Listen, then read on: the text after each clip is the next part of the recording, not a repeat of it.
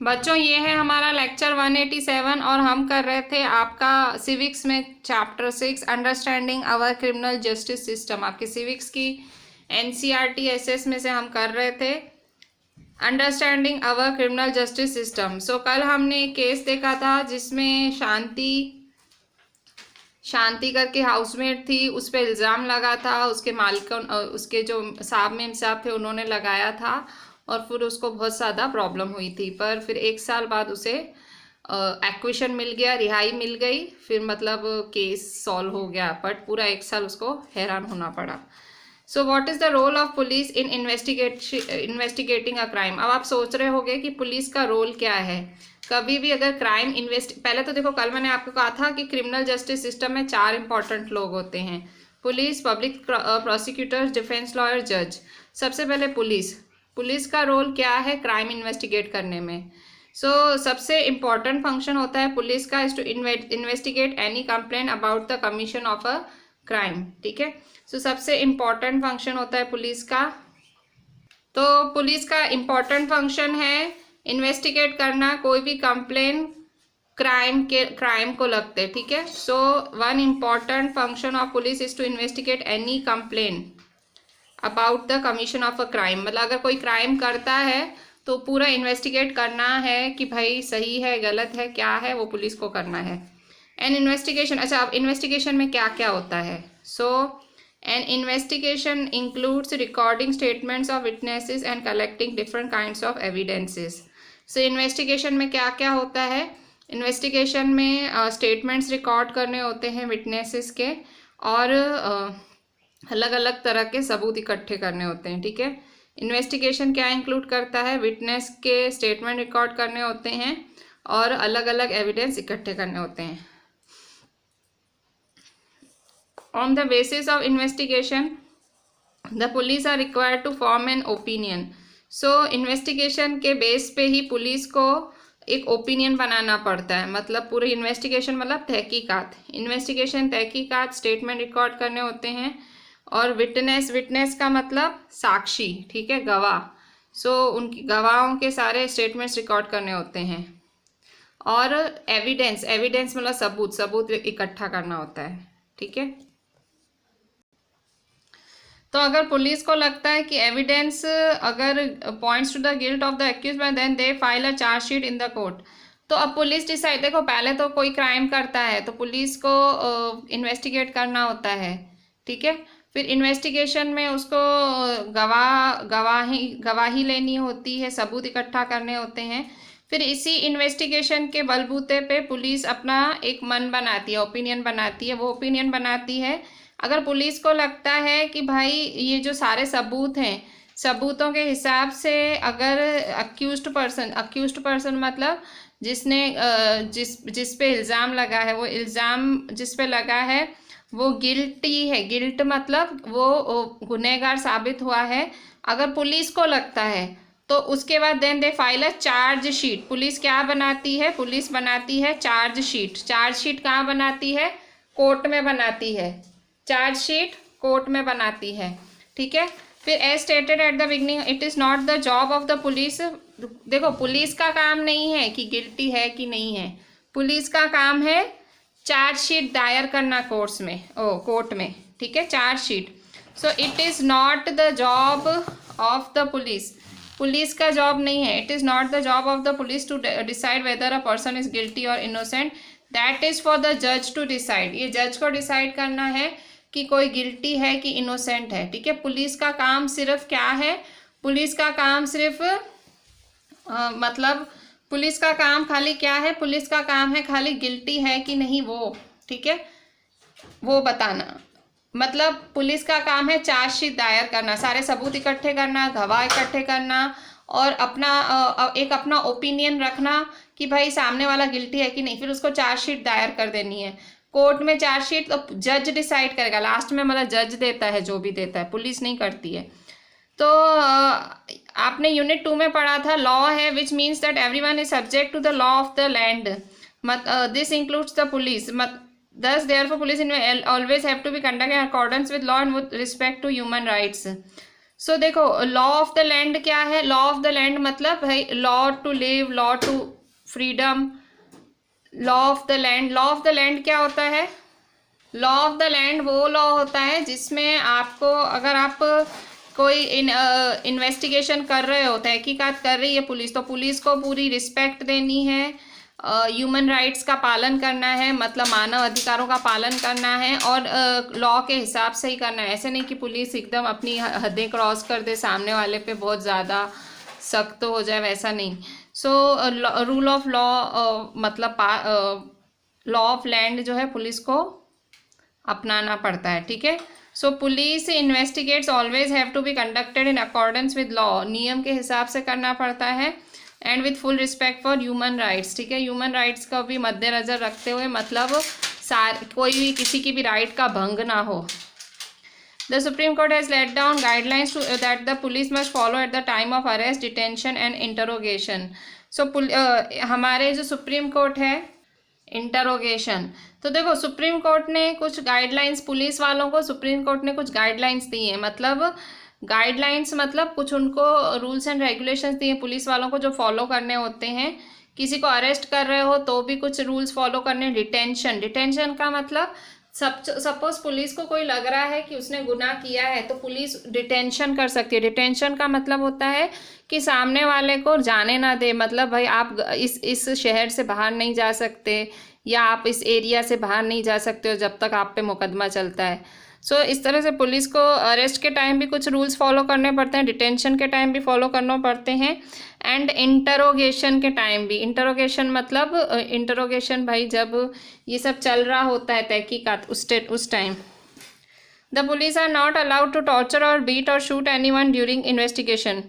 Police को allow नहीं है कि वो किसी को टॉर्चर करे, किसी को मारे या किसी पे गोली चलाए, खाली इन्वेस्टिगेशन के दौरान। इन्वेस्टिगेशन मतलब तहकीकात चल रही होती है, तब आप किसी को टॉर्चर नहीं कर सकते हो, मार नहीं सकते हो। ये देखो ये रूल्स हैं।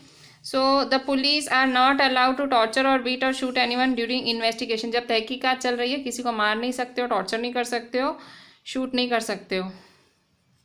They can not inflict any form of punishment on a person even for पेटी ऑफेंसेस, मतलब वो किसी तरह का, they can not inflict any form of punishment, मतलब वो किसी को ऐसे किसी ने भाई ऐसे छोटा सा गुनाह किया है, छोटा सा अगर गलत काम किया है, सो सीधा वो उसको बहुत बड़ी पनिशमेंट नहीं दे सकती है पुलिस।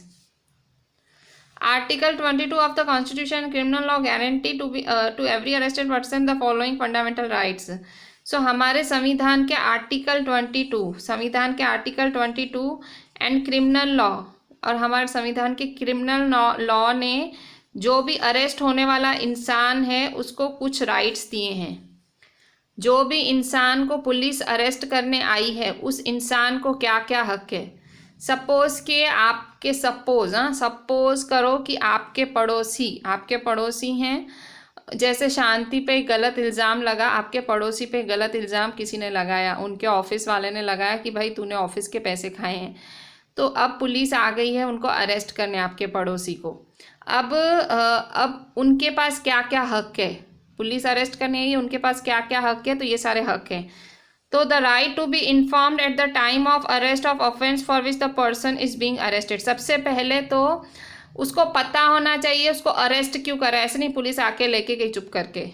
तो पहला हक है जो भी अरेस्ट होने वाला इंसान है, the right to be informed, उसको पता होना चाहिए at the time of arrest of offence for which the person is being arrested.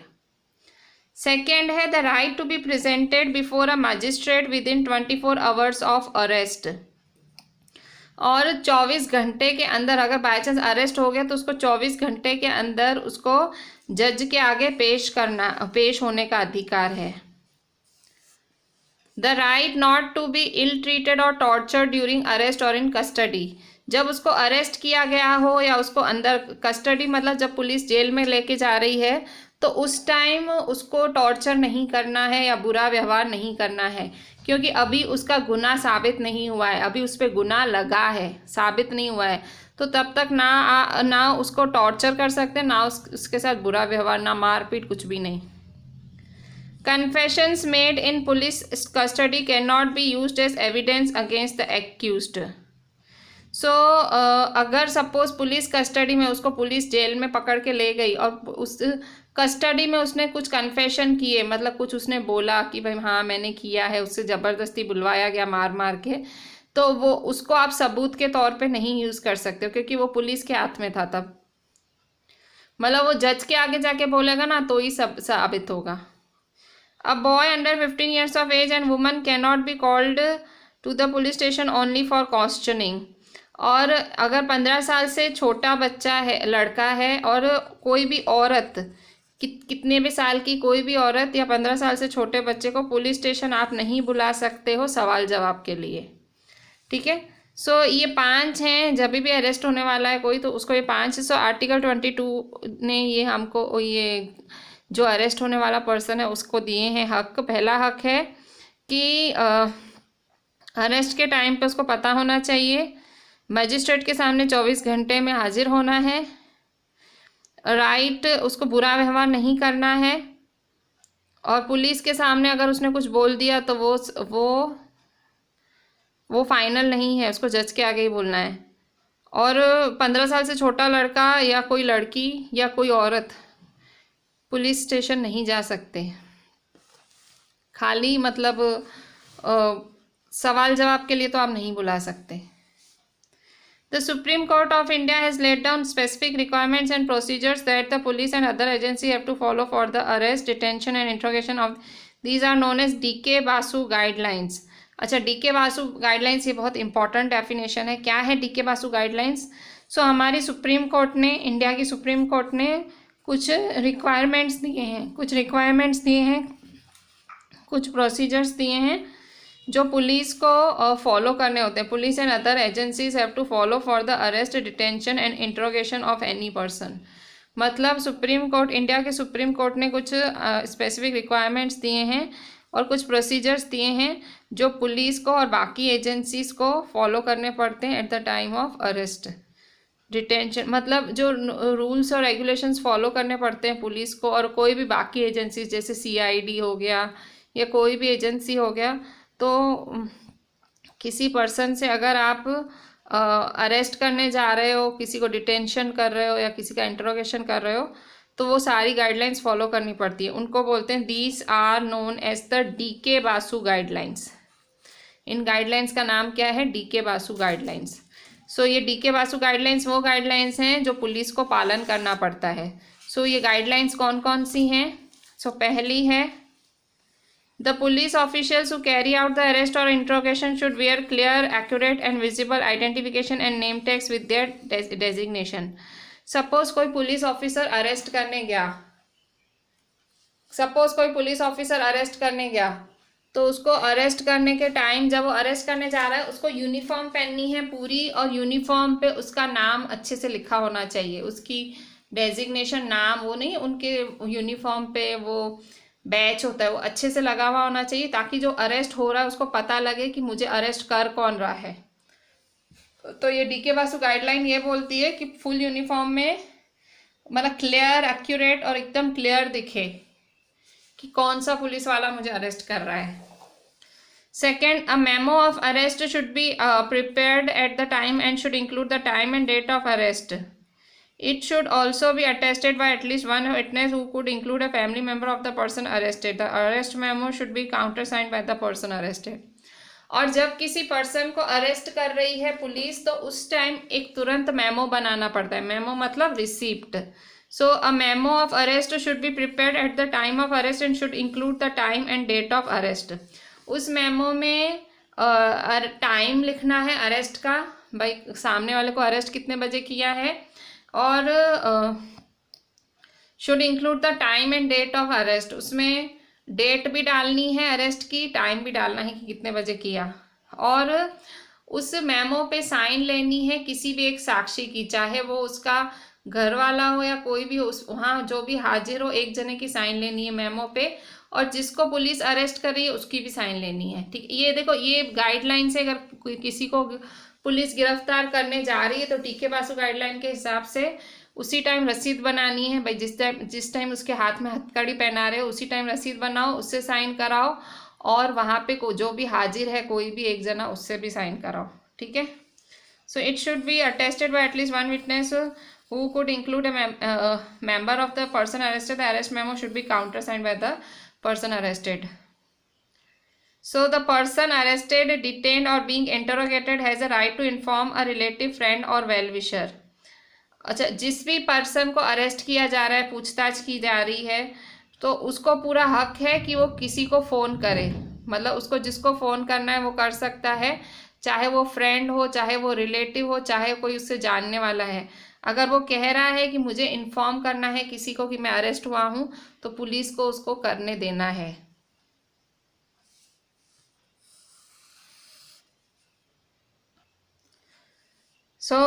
मतलब उसको इन्फॉर्म करने का भी हक है जो अरेस्ट हो रहा है। डीके बासु गाइडलाइंस के नियमों के हिसाब से, गाइडलाइंस मतलब नियम, डीके बासु के नियम, अब मतलब वो नियम है, उस नियम का नाम है डीके बासु नियम, DK Basu guidelines.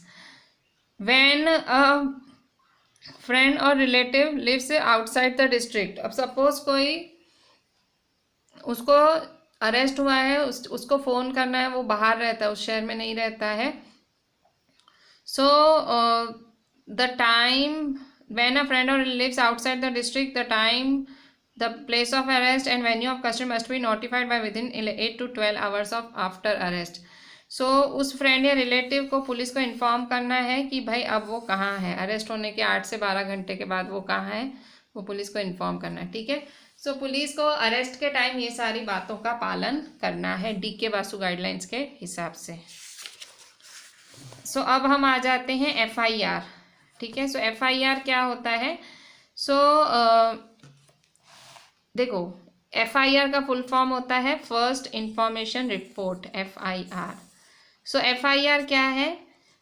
It is with the registration of FIR that police can begin their investigations into crime. FIR होगा तभी पुलिस काम करना चालू करेगी। So it is with the registration of FIR that police can begin their investigation into crime.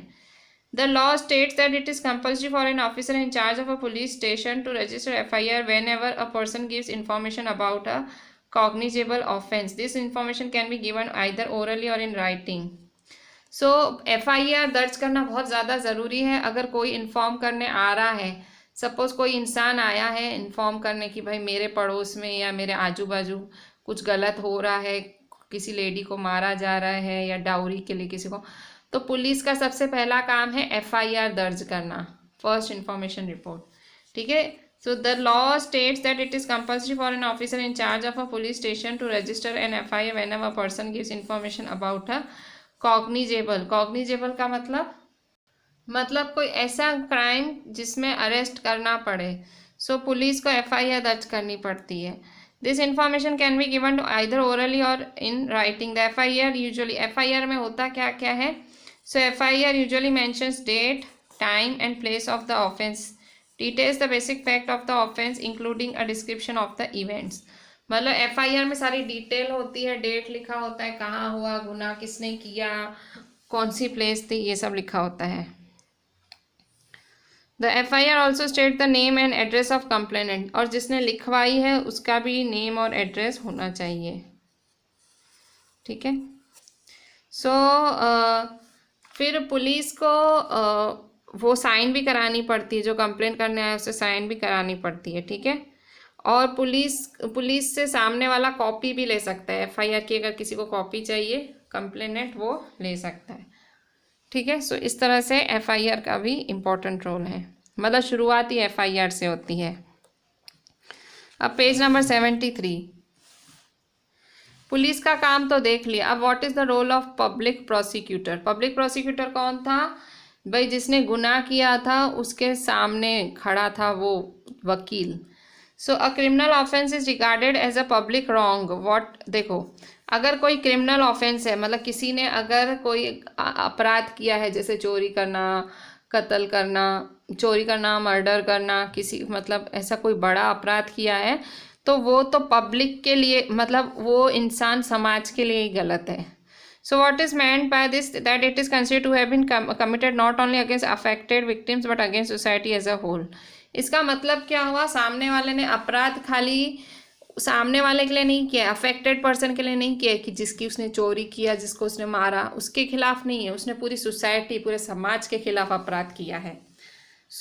जैसे आपने वो सुधा का डाउरी डेथ केस पढ़ा था। सुधा के डाउरी डेथ केस में पिछले चैप्टर में ही पढ़ा था। सुधा के डाउरी डेथ केस में जो लक्ष्मण था, उसका मतलब जो पति था, और उसका पूरा जो उसकी माँ थी, उसके खिलाफ was presented by the state. मतलब ये वो केस स्टेट ने प्रेजेंट किया था, क्योंकि वो अपराध, डाउरी का अपराध पूरे समाज के खिलाफ था। उसमें एक औरत की जान चली गई, जिंदा जला दिया उसने अपनी बीवी को, तो वो पूरे स्टेट के खिलाफ उसका था। इसीलिए उस केस को, that is why the case was called state versus Lakshman Kumar and others. मतलब उसने पूरे समाज के खिलाफ, पूरे स्टेट के, पूरी दिल्ली के खिलाफ अपराध किया था। एक उसने अपनी बीवी को तो जलाया था, पर ये इसने पूरी औरत जात पे अपराध किया था, मतलब पूरे स्टेट के साथ अपराध किया था। Similarly the above case can be called state versus Shanti Hembram. अब क्योंकि शांति पे भी चोरी का इल्ज़ाम लगा था, चोरी का भी इल्ज़ाम, एक चोरी करना भी एक बड़ा अपराध है। इसीलिए इस केस को क्या कहा जाएगा? स्टेट वर्सेस शांति हेम्ब्रम। ठीक है, क्योंकि ये भी अपराध अगर शांति ने वो तो नहीं किया, पर जब तक साबित नहीं होता तब तक ये वाला भाई पूरे स्टेट के सामने, मतलब ये गुनहगार शांति खाली उसकी नहीं, पूरे समाज की गुनहगार अगर वो चोर निकली तो जब तक केस चलता है उस केस को स्टेट वर्सेस शांति हेम्ब्रम बोलेंगे। In court, it is the public prosecutor who represents the interest of the state. Court में जो पब्लिक प्रोसिक्यूटर होता है वही जो रिप्रेजेंट करता है पूरे स्टेट को, मतलब वो खिलाफ होता है गुनहगार के। The role of the public prosecutor begins once the police has conducted the investigation and filed the charge sheet in the court. Public prosecutor का काम उसी टाइम से चालू हो जाता है जब पुलिस चार्जशीट दायर करके कोर्ट में दर्ज कराती है, उसी टाइम पब्लिक प्रोसिक्यूटर का काम चालू हो जाता है। He she has no role to play in the investigation. Investigation में उनका कोई काम नहीं होता है, तहकीकात में उनका कोई काम नहीं होता है। The prosecutor must conduct the prosecution on behalf of the state. Prosecutor को सारी कार्रवाई स्टेट के लिए करनी है। As an officer of the court, it is her duty to act impartially and present the full and material facts, witness, evidence to enable the court to decide the case. तो public prosecutor भी court का एक हिस्सा ही है। उसे उसकी duty है कि केस को बहुत अच्छे से सोच समझ के सारे सबूत, सारे गवाह सब वो कोर्ट के आगे पेश करे। ठीक है, As an officer of the court, it is her duty to act impartially and present the full and material facts, witness and evidence before the court to enable the court to decide the case. वो case decide करने के लिए उसे मतलब court case decide कर पाए, उसको सारे सबूत अच्छे से पेश करने होते हैं। अब what is the role of the जज? अब जज का काम क्या है? जज is like an umpire in a game and conducts the trial impartially and in an open court. जज किसकी तरह होता है? किसी अंपायर, गेम के किसी अंपायर की तरह होता है, और उसे वो ट्रायल इम्पार्शियली कंडक्ट करना होता है। कंडक्ट्स द ट्रायल इम्पार्शियली मतलब उसे ये जो पूरा मुकदमा है उसे एकदम इम्पार्शियली मतलब बिना भेदभाव के उसे देखना होता है, and in an open court, और सबके सामने। द जज hears all the witnesses and any other evidence presented by the prosecution and the defence. जज को दोनों पक्षों की गवाही ध्यान से सुननी होती है, सबूत देखने होते हैं, प्रोसिक्यूशन भी डिफेंस भी। जज is like an umpire and conducts the trial impartially in an open court. The judge hears all the witness, any other evidence presented by the prosecution and the defense. Judge decides whether the accused person is guilty or innocent on the basis of evidence present in accordance with the law. If the accused is then the judge pronounce the sentence. जज को ही decide करना होता है कि सामने वाला guilty है कि नहीं है, मतलब सामने वाले ने अपराध किया है कि नहीं, जज को ही डिसाइड करना होता है। और सारे सबूतों के हिसाब से और लॉ के हिसाब से जज को if the accused is convicted, convicted मतलब अगर वो दोषी पाया गया, जिस पे दोष लगाया गया है वो दोषी पाया गया, तो जज प्रोनाउंसेस द सेंटेंस, तो जज को ही सजा देनी होती है। He may send the person to jail और इम्पोज अ फाइन और both depending on what the law prescribes. फिर कानून के हिसाब से जज को अपना जजमेंट सुनाना पड़ता है।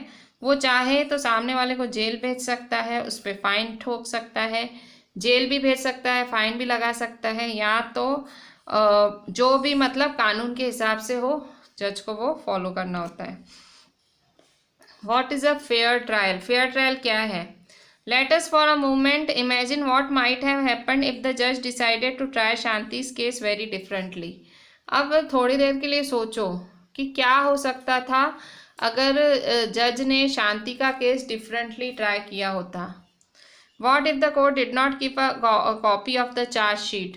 अब सपोज सोचो कि शांति को उसके गुनाह की चार्ज शीट की कॉपी नहीं देते, and statements of witnesses to Shanti, और मतलब उसको सब पेपर्स नहीं दिए जाते कोर्ट द्वारा, मतलब कोर्ट ने शांति को सारी चार्ज शीट्स, सारे विटनेसेस के गवाह सब दिए थे, तभी तो शांति अपनी वकील को दे पाई सबको। शांति ने पेपर्स ही तो दिए अपनी वकील को, उसकी वकील ने वही तो स्टडी किए।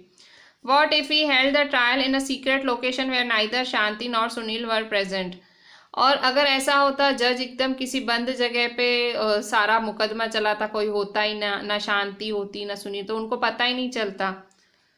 What if he did not give Shanti's lawyer, advocate Roy, enough time to question the witness of the prosecution such as Mrs. Shinde and instead had already decided Shanti was guilty? अगर मतलब court ने शांति को time ही नहीं दिया होता, शांति के वकील को टाइम नहीं दिया होता सवाल जवाब करना आने का, और बस मान लिया होता कि हाँ भाई पुलिस ने बोला है तो सच है, भाई शांति ही गिल्टी है। If this has happened then it would be a case of unfair trial. अगर मतलब शांति को कोई चांस नहीं दिया जाता, जैसे शांति को चार्ज शीट दी गई, शांति को लॉयर रखवा के दिया गया, शांति का मुकदमा खुले कोर्ट में हो रहा था, शांति से सवाल जवाब हो रहे थे, सामने उसकी जो एम्प्लॉयर थी मिसेस शिंदे उससे भी सवाल जवाब हो रहे थे, तो ये सब फेयर ट्रायल था। और अगर इनमें से कुछ भी चीज़ नहीं होती और शांति को बस बोल दिया जाता भाई हाँ तू गुनहगार है, पुलिस ने बोला तू ही गुनहगार है, तो वो अनफेयर ट्रायल होता। This is because for a trial to be fair several different procedures have to be observed. ये इसीलिए क्योंकि अगर कोई आप चाह रहे हो कि ट्रायल फेयर हो, मतलब कोई अगर आप निष्पक्ष किसी को चांस देना चाहते हो, ट्रायल मतलब चांस देना चाहते हो, several different procedures have to be observed, तो बहुत सारे प्रोसीजर्स फॉलो करने पड़ते हैं। Article 21 of the constitution that guarantees the right to life in states that person's life और liberty can be taken away only by following a reasonable and just legal procedure. हमारे संविधान का article 21 बोलता है कि अच्छा, वो आर्टिकल 21 राइट टू लिव देता है, मतलब ज़िंदगी जीने का अधिकार है। सो ज़िंदगी जीने के अधिकार में क्या आता है कि कोई किसी की लाइफ या किसी की आज़ादी अगर आप ले रहे हो तो बहुत ही रीज़नेबल होना चाहिए और सारा प्रोसीजर फॉलो होना चाहिए, लीगल प्रोसीजर। किसी की लाइफ लेना मतलब आप देखते हो कई बारी कोर्ट सजाए मौत भी देती है, ठीक है, गिल्टी को फांसी की सज़ा भी सुनाती है, तो मतलब कोर्ट अगर ये दे रही है तो बहुत ज़्यादा स्ट्रॉन्ग रीज़न होना चाहिए और सारा लीगल जो सारा कार्रवाई है वो सारी हो जानी चाहिए। अब fair trial ensures that, fair trial मतलब पूरा अगर दोनों पक्षों को पूरा चांस मिला है अपनी बात रखने का, so a fair trial ensures that article 21 of the constitution is upheld. So इसका मतलब क्या है, अगर अच्छा सही तरह से ट्रायल चला है मतलब आर्टिकल 21 फॉलो हुआ है। Let us now return to Shanti's case as described in the story board and identify the essential elements of a fair trial. Shanti के केस में फेयर ट्रायल कहाँ हुआ? पुलिस पकड़ के लेके गई, वो तो लेके ही जाएगी क्योंकि उसके खिलाफ FIR दर्ज हुई थी, ठीक है। सो वहाँ तो पुलिस ने अपना काम किया। अब फेयर ट्रायल कहाँ हुआ वो देखो। Firstly, Shanti was given a copy of the charge sheet and all other evidence that the prosecution presented against her. मतलब शांति के खिलाफ जो भी सबूत थे, जो भी उसके खिलाफ था, सबकी कॉपी शांति को दी गई थी। Shanti was charged with the offence of theft that was defined as a crime in the law. The trial was held in an open court in public view. शांति पे जो इल्ज़ाम लगा था चोरी का लगा था, जो कि कानूनन गलत है। जो शांति पे मुकदमा चला वो एक ओपन कोर्ट में चला। Her brother Sushil could attend the court hearings. उसका भाई आ सकता था, कोर्ट की सारे कार्रवाइयों में आ सकता था। The trial was held in the presence of accused. और ये जो सारा ट्रायल चल रहा था शांति की प्रेजेंस में ही चल रहा था, मतलब ऐसे नहीं शांति नहीं थी और सब हो रहा था। Shanti was defended by a lawyer. और शांति को एक लॉयर भी दिया गया कि जो उसके बचाव में काम करे। शांति's lawyer, advocate Roy, was given an opportunity to cross-examine all the prosecution witnesses. जो शांति की लॉयर थी जिनका नाम था रॉय, उनको पूरा अधिकार था कि वो सारे विटनेसेस को क्रॉस एग्जामिन करें, मतलब फिर से उनसे सवाल जवाब करें, उनको अधिकार था। Advocate Roy was given an opportunity to present witnesses in Shanti's defence. और एडवोकेट रॉय को इसकी भी फ्रीडम थी कि वो कोई भी विटनेस बुला सकती थी शांति के बचाव में। Although the police filed a case of theft against Shanti, the judge assumed her to be innocent. भले उसके खिलाफ, शांति के खिलाफ चोरी का केस दायर हुआ, मतलब पुलिस ने दाखिल किया चोरी का केस, पर लास्ट में जज ने उसे इनोसेंट घोषित किया। It was the responsibility of the prosecution to prove beyond reasonable doubt that Shanti was guilty. In this case, the prosecution failed to do so. अब ये प्रोसिक्यूशन मतलब जो शांति के सामने वकील खड़ा था, ये उसका काम था कि वो शांति को सज़ा दिलवाए, तो पर वो दिलवा नहीं पाया। It is significant that the judge decided the matter only on the basis of evidence before the court. तो ये सारा सब जज ने सब आंसर, मतलब ये सारा सॉल्विंग किया कैसे, सबूतों के बेसिस पे। The judge did not jump to the conclusion that Shanti was the thief just because she was poor maid servant. ऐसे नहीं कि पहली बारी में ही जज ने बोल दिया हाँ ये तो गरीब काम वाली है, नहीं इसको तो पैसे की ज़रूरत रहती होगी, नहीं इसी ने ही गुनाह किया। जज ने ऐसे डायरेक्ट वो नहीं कर दिया। Instead, the judge remained impartial, and since the evidence showed that some young man and not Shanti was the thief, he set Shanti free. इसके जज ने क्या किया, जज इम्पार्शियल रहा, थ्रू आउट इम्पार्शियल रहा, मतलब जज ने कहीं भी पार्शलिटी नहीं दिखाई। जहाँ सबूत जो भी, मतलब प्रोसिक्यूशन जो भी, मतलब शांति की खुद की वकील, डिफेंस, मतलब जो डिफेंस लॉयर, प्रोसिक्यूशन जो भी काम सब कर रहे थे कानून के दायरे में, जज वो सब होने दे रहा था। ऐसे नहीं कि नहीं भाई ये कोर्ट की हियरिंग बताओ, चलो अभी बस इसको कर दो, ऐसे नहीं। जज ने सब कुछ होने दिया, जो भी कानून के हिसाब से एक एक चीज़ होने दी, और इम्पार्शियल रहा थ्रू आउट। और लास्ट में फिर जब जज के सामने ये सबूत रखा गया कि शांति नहीं, कुछ लड़के जिम्मेदार हैं उस चोरी के, तो जज ने शांति को फ्री कर दिया। In Shanti's case, justice was finally done to her because she was given a fair trial. तो अगर आप देखो तो शांति के केस में शांति बाइज्जत बरी कैसे हुई, वो छूट कैसे पाई, क्योंकि उसको एक फेयर ट्रायल दिया गया। फेयर ट्रायल मतलब पूरा मौका दिया गया पूरे अपने सबूत रखने का, सब कुछ करने का। अगर उसको ऐसे ही, मतलब डे 1 पे ही जैसे उसकी एम्प्लॉयर ने बोला कि भाई ये उसने चोरी की है, सो पुलिस ने ऐसे सोचा कि गरीब है तो चलो यही है गुनहगार, ऐसे करके अगर जज ने भी ऐसे ही मान लिया होता तो आज शांति फ्री नहीं होती। तो शांति आज फ्री है, इसका मतलब उसको फ्री ट्रायल मिला। फ्री ट्रायल मतलब उसको पूरा कहते हैं ना, पूरा उसको ओपनली अपने आप को बचाने का उसको चांस मिला।